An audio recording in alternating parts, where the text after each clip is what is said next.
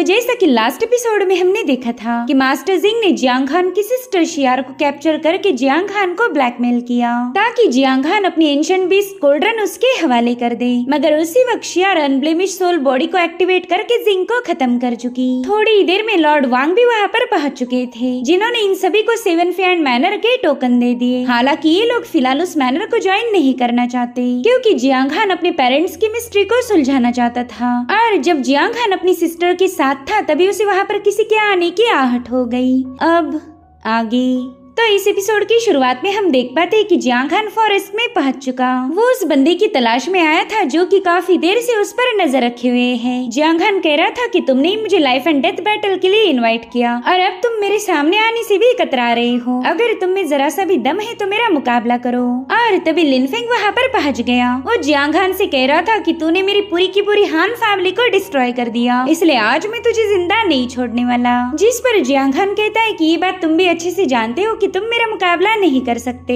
मगर फिर भी मैं तुम्हें जिंदा छोड़ने के लिए तैयार हूँ। तुम्हें बस मेरे एक सवाल का जवाब देना होगा। बताओ 5 साल पहले तुम्हारा अंकल जिन माओ क्लाउड ड्रीम पवेलियन छोड़कर कहाँ गया था? अगर तुम वो लोकेशन मुझे बता दो तो शायद मैं तुम्हें जिंदा छोड़ दूँ। जिस पर लिनफेंग हंसते हुए कहने लगा कि तुम तो एक नंबर के बेवकूफ हो। शायद इसी जानकारी को हासिल करने के लिए तुम मुझसे मिलने अकेले आ गए। पता नहीं तुम अपने मरे हुए माँ बाप को ढूंढने के लिए इतना बेकरार क्यों हो। जो मर गए उन्हें भूल जाओ, बेकार में गड़े मुर्दे उखाड़ने की क्या जरूरत। जिस पर जियांग खान कहता है कि तुमने तो शुक्र मनाना चाहिए कि मैं अपने पेरेंट्स को अभी तक भूल नहीं पाया, वरना तुम तो कब का ही मारे जाते। सिर्फ तुम ही मेरे सवालों के जवाब दे सकते हो, इसलिए मैंने तुम्हें जिंदा छोड़ा। जो सुनते साथ ही लिनफेंग गुस्से में आकर सीधे उस पर हमला करने के लिए छलांग लगा देता है, लेकिन जियांग खान ने तो उसे सीधे धोबी जैसे पटक दिया और अब उसने लिनफेंग को उठाकर काफी दूर पुश कर दिया था। इसलिए लिनफेंग ने फटाफट से उस पर स्लैश अटैक रिलीज कर दिए, लेकिन जियांग खान तो उसके पीछे था। वो अपनी ब्लेड उसके गले पर लगाते हुए कहने लगा कि बताओ 5 सालों पहले जिन माओ क्लाउड ड्रीम पवेलियन छोड़कर कहाँ गया था? अगर तुमने इसका सही जवाब दिया तो मैं तुम्हें जिंदा छोड़ दूंगा। जिस पर लिनफेंग कह रहा था तुम्हें क्या लगता है मैं तुम्हारे इन झूठे वादों पर यकीन कर लूंगा? तो जियांग खान उसे बताने लगा कि मेरे पास बिल्कुल भी वक्त नहीं कि मैं तुम्हारे जैसे कचरे के साथ टाइम पास करूँ। अगर तुमने मुझे जवाब बताया तो मैं तुरंत ही यहाँ से चला जाऊंगा। अब तुम्हारी जिंदगी और मौत का फैसला तुम्हारे जवाब पर निर्भर करता है। लेकिन तभी एक बंदे ने हवा में छलांग लगाते हुए सीधे जियांग खान पर हमला कर दिया। हालांकि जियांग खान समय रहते वहाँ से हट चुका था। इनफैक्ट इस हमले से लिनफेंग ही मारा जाने वाला था, लेकिन वो तुरंत ही उस बंदे को बताता है कि मैं तुम्हारी ही साइड हूँ। जो सुनते साथ ही उस बंदे ने अपनी ब्लेड को रोक लिया। वहीं पर जियांग खान कह रहा था लिनफेंग मैं जानता ही था कि तुम अकेले मेरा मुकाबला करने नहीं आओगे। अब तुम्हारी हान फैमिली तुम्हें सपोर्ट नहीं कर पाएगी, इसलिए तुम अपने किसी और ही चमचों को यहाँ पर बैकअप के तौर पर लेके आ गए। सच बताओ तो मुझे तुम्हारे ऐसे हालात देखकर काफी ज्यादा मजा आ रहा। जो सुनते साथ ही लिनफेंग तो उस पर और भी ज्यादा गुस्सा हो गया। अब यहाँ पर लिनफेंग के कई सारे चमचे पहुंच चुके थे। वो कह रहा था जियांग खान तुम्हारी नौटंकी ज्यादा देर तक नहीं चलने वाली, अब जल्द ही तुम्हारा खेल खत्म हो जाएगा। और इतना कहते साथ ही उसने अपने सभी चमचों को हुक्म दिया कि जल्दी से इस कुत्ते को खत्म कर दो। मगर जैसे ही वो लोग जियांग खान पर हमला करने गए, वो तुरंत ही अपनी ब्लेड का यूज करते हुए उन पर ढेर सारे स्ट्राइक हिट कर देता है, जिसके चलते वो लोग सितारों जैसे चमकते हुए मारे गए। इधर लिनफेंग कह रहा था जियांग खान तुमने एकदम सही बोला, मैं बिल्कुल तुम्हारा मुकाबला नहीं कर सकता क्योंकि तुम मेरे मुकाबले काफी ज्यादा स्ट्रांग हो। तो अब तुम ही बताओ क्या मैं बिना तैयारी के तुम्हारे सामने आता? ना, मैं ऐसी गलती नहीं करने वाला। इस बार तो मैं फुल टू तैयारी के साथ आया हूँ। जिस पर जियांग खान कह रहा था कि मैं जानता हूँ तुम अपने साथ ढेर सारे लूजर्स लाए होंगे, उन्हें मारने में बस एक ही दिक्कत है, उनकी खून की वजह से मेरी ब्लेड बार बार खराब हो जाती। और अब जियांग खान लिनफेंग पर हमला करने के लिए तुरंत ही रवाना हो गया, लेकिन उसी वक्त उसके सामने एक मास्क पहना हुआ बंदा आ जाता है। उसने जियांग खान को खत्म करने के लिए तुरंत ही उस पर अपने एरोज से हमला कर दिया, जो कि ट्रिपल एरोज में कन्वर्ट होकर सीधे जियांग खान की तरफ आगे बढ़ रहे थे। यहाँ पर वो बड़ी तेजी के साथ उन एरोज को डॉच कर चुका, मगर तभी लिनफेंग उस पर एक एक्सप्लोजिव से अटैक कर देता है। वो जियांग खान से कह रहा था मेरे भाई अब तुम सेफली हेल में पहुँच जाओगे। अब उस एक्सप्लोजिव की वजह से वहाँ पर ढेर सारे ब्लास्ट हो रहे थे, जिन्हें देखते साथ ही लिनफेंग जोर जोर से हंसने लगा। वो कह रहा था कि भले ही जियांग हान के पास हेवन डिफाइंग एबिलिटीज थी, मगर फिर भी मैंने उसे पटाखे जैसा उड़ा दिया। तभी उसके साथ जो मास्क वाला बंदा था वो लिन फेंग को बताने लगा कि मेरे ख्याल से जियांग हान अभी भी मरा नहीं। अब ये सुनकर लिन फेंग को भी टेंशन आ गया। इधर जियांग हान अपने कपड़ों को साफ करते हुए कहने लगा कि अगर मुझे वाकई उड़ाना है तो तुम्हें ढेर सारे गन पाउडर की जरूरत पड़ेगी। इतना सा पटाखा मुझे ब्लास्ट नहीं कर सकता। इसलिए लिन फेंग और वो मास्क वाला बंदा तुरंत ही वहाँ से दफा हो गए, क्योंकि उन्हें पता था कि जियांग हान को हराना इतना आसान नहीं। उनके वहाँ से जाने के बाद हम देख पाते हैं कि जियांग हान उस एक्सप्लोजिव की वजह से बुरी तरह से घायल हो गया था, मगर फिर भी वो अपनी कमजोरी अपने दुश्मन के सामने रिवील नहीं करता।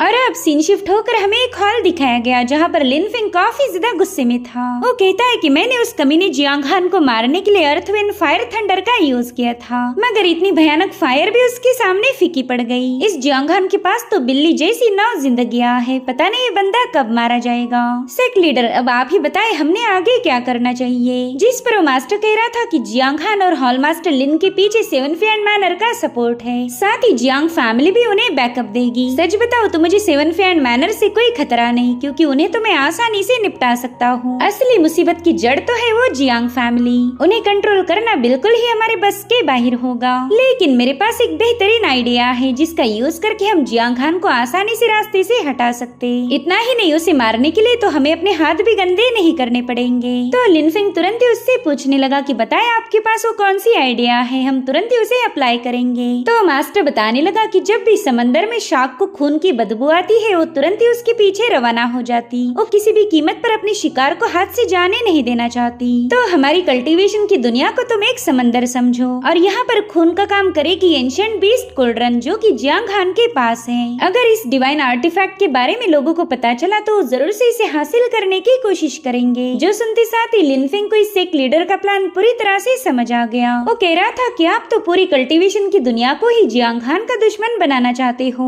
ये लोग हमारे लिए किसी सोड जैसा काम करेंगे जो कि जियांग हान को खत्म कर देगी। जिस पर वो मास्टर कह रहा था एग्जैक्टली यही मेरा प्लान है। उस जियांग हान और हॉल मास्टर लिन ने मिलकर मेरे भाई की पूरी फैमिली को डिस्ट्रॉय कर दिया, इसलिए मैं भी उन्हें मिटाना चाहता हूँ ताकि मेरे भाई की आत्मा को शांति मिल जाए। जब तक ये लोग मारे नहीं जाते तब तक मुझे सुकून नहीं मिलने वाला। और अब ये सीन यहीं पर कट होकर हमें डार्क सिटी दिखाई गई जहाँ पर लांग भी अपनी सीनियर के साथ पहुंच चुका था। उसने देखा कि कई सारे कल्टीवेटर नोटिस बोर्ड पर लगे हुए पोस्टर को पढ़ रहे हैं, तो लांग भी तुरंत ही वहाँ पर पहुंच गया। वेल, उस पर नोटिस लिखी गई थी कि क्लाउड ड्रीम पवेलियन में एक ऐसा मास्टर है जिसके पास है एंशिएंट बीस्ट कोल्ड्रन। इस डिवाइन आर्टिफैक्ट की मदद से वो जल्द ही तीनों रेल्म पर राज करेगा। अब यहाँ पर लांग कंफ्यूज था कि ऐसी नोटिस क्यों लगाई गई। तभी एक कल्टीवेटर उसे समझाने लगा कि क्लाउड ड्रीम पवेलियन के एक मास्टर के पास है डिवाइन आर्टिफैक्ट जिसकी मदद से वो मास्टर तीनों रेल्म पर अपना डोमिनेंस साबित कर सकता है। और अब यहाँ पर लांग के दिमाग की बत्ती जल गई। वो सोचता है कि शायद यहाँ पर मेरे भाई जियांग हान को टारगेट किया जा रहा। अगर सबको पता चल गया कि उसके पास एक डिवाइन आर्टिफैक्ट है तो ये सभी लोग उसके दुश्मन बन जाएंगे, और अगर ऐसा हुआ तो मेरा भाई जियांग हान बहुत बड़ी मुसीबत में फंस सकता है। इसलिए वो तुरंत ही वहाँ से पोस्टर हटाकर सीधे जियांग हान की तरफ रवाना हो गया। उसी मार्केट में हम लिन फेंग को देख पाते जो कि ये सब देखकर काफी ज्यादा खुश था। वो कह रहा था जियांग हान बस कुछ ही दिनों में पूरी दुनिया तुम्हारी दुश्मन बन जाएगी, अब तो तुम्हारे अच्छे दिन गुजर गए। वहीं पर हम एक मिस्टीरियस बंदी को देख पाते जो कि अजूर रोप पैलेस में पहुंच चुकी थी। अभी कौन है इसके बारे में हमें फिलहाल तो कोई जानकारी नहीं दी गई। इधर जियांग हान ने टियानियों की पट्टियां खोल दी थी जिसके चलते वो बंदी काफी ज्यादा खुश हो गई और जियांग हान की तारीफें करते हुए कहने लगी कि तुम्हारी हीलिंग एबिलिटीज तो गजब की है, तुमने मेरी सारी इंजरीज को बड़ी आसानी के साथ हील कर दिया। अब तो मुझे बहुत ही बेटर फील हो रहा है, साथ ही मेरी स्किन भी हद से ज्यादा ग्लो कर रही। अब तो बस मुझे मेरे लिए एक पार्टनर ढूंढने की जरूरत है, मगर पता नहीं मेरे जैसा क्यूट सा पिग मुझे कहाँ मिलेगा। तभी जियांग हान कहता है टियानियो तुमने थोड़ा सा धीरे से बात करनी चाहिए वरना शियार को डिस्टर्ब हो जाएगा।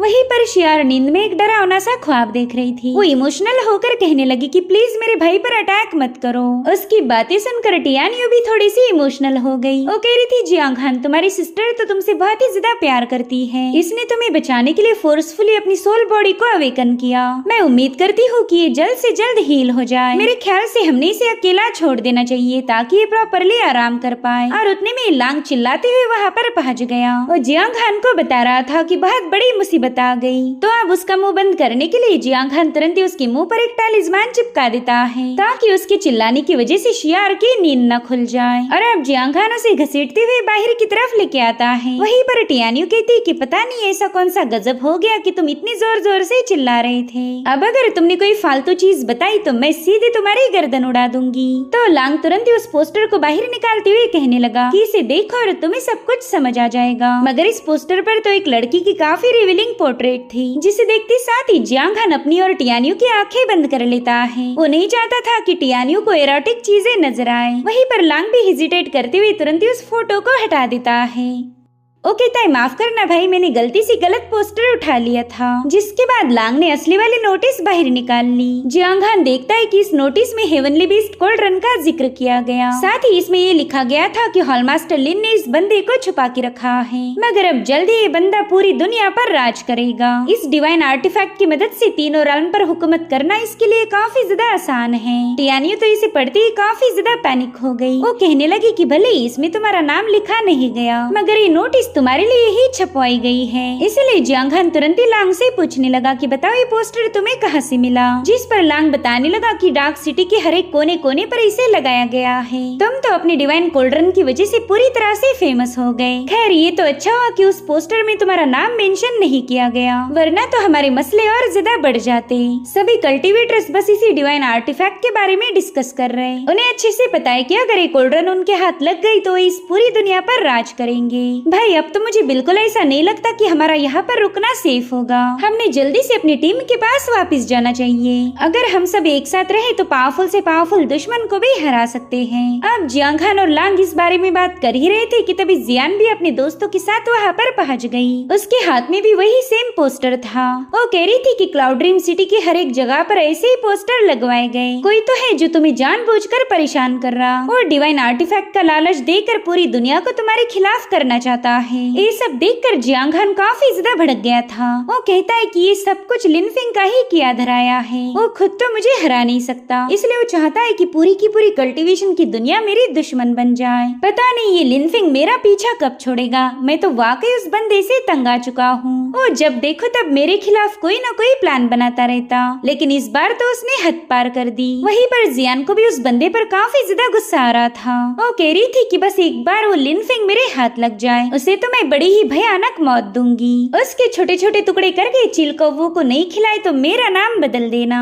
मगर इसके लिए हमें पहला उस लिन फिंग को ढूंढना पड़ेगा। और हान फैमिली के डिस्ट्रक्शन के बाद तो बंदा पूरी तरह से अंडरग्राउंड हो गया। मेरे ख्याल से हमें उसे ढूंढने के लिए काफी ज्यादा मेहनत करनी पड़ेगी। अगर हम अलग अलग होकर उसे ढूंढे तो शायद ये काम आसान हो जाएगा। तभी जियांग हान उन्हें बताने लगा कि लिन फिंग के साथ एक मास्क वाला बंदा था। क्या स्काई फॉक्स माउंटेन की रेंज में ऐसा कोई सेक्ट है जहाँ के लोग मास्क पहनते हो? अब इसके बारे में जियान को तो कोई आइडिया नहीं थी। वो कहती ना मुझे तो ऐसे किसी सेक्ट के बारे में नहीं पता। मगर तभी लांग बताने लगा कि हाँ मैं इस सेक्ट के बारे में जानता हूँ। मेरे भाई क्या तुम्हें पता नहीं, मेरे पास सभी लोगों की इन्फॉर्मेशन है। दरअसल उस सेक्ट को लाइफ एंड डेथ गेट कहा जाता है। एक बार मैंने उनकी सेक्ट लीडर को भी देखा था। वो बंदा हमेशा मास्क पहन के रहता, मगर उसकी असली पहचान के बारे में मेरे पास कोई इन्फॉर्मेशन नहीं। अगर हमें उसके बारे में जानना है तो हमने लाइफ एंड डेथ गेट को विजिट करना चाहिए। तो इस तरह से इन लोगों को लिन फिंग का एक ट्रेस मिल गया। उस बंदे को खत्म करने के बाद ही शायद जियांग हान को सुकून मिले। और इसी के साथ ये एपिसोड यहीं पर एंड हो जाता है। Thank you so much for watching. Bye bye, take care.